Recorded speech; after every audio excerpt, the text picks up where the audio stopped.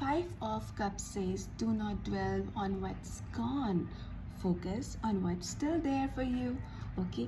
Simple भाषा में इसका मतलब ये है कि देखो, अगर आप किसी ऐसे सिचुएशन में है जहाँ पे you have lost some opportunity या फिर कोई फेलियर का सामना करना पड़ रहा है, और may be you have lost something, alright, you are feeling so depressed and demotivated, you're feeling so sad. So I understand everyone would feel sad जब आपका कुछ नुकसान हो जाएगा या फिर आपको कोई ऐसे challenges का सामना करना पड़ेगा जिसके अंदर you have to rebuild again, or so much hard work again.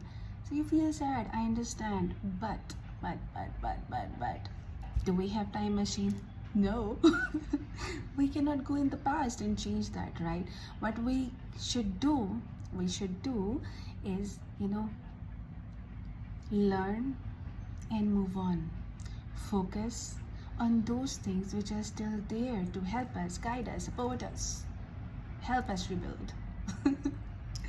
Okay देखो, ऐसा हमेशा हर किसी की लाइफ में होता है. जब हमारे साथ कुछ ऐसा गलत होता है तो हमारा सारा फोकस वहाँ पे जाता है कि जो गलत हुआ हमारे साथ, और हमेशा यही सोच रहे थे कि क्यों हुआ, कैसे हुआ, वाई, एंड देन वी, मतलब अगर आप उसी मोड में रहोगे ना तो those emotions, those feelings, those negative emotions and whatever it is, it pulls you down.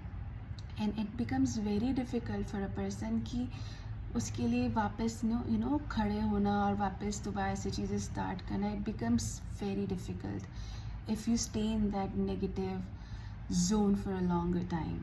So जैसे ही आप realize करें कि देखो, acknowledge that situation first कि okay, जो हुआ okay, we understand, and then people feel sad, okay, be sad for some time, but as soon as you realize that okay, it's enough, get back to your self, to be your own self, and then shift your focus.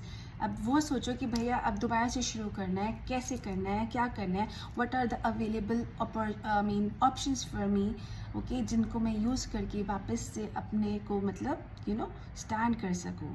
Okay क्योंकि अगर sad feel करते रहोगे तो आप move on कैसे कर पाओगे. Alright, so here we have to choose, what do we want, be in that sad zone or focus on the positive things and move on. I would focus on moving on. What would you do? Tell me.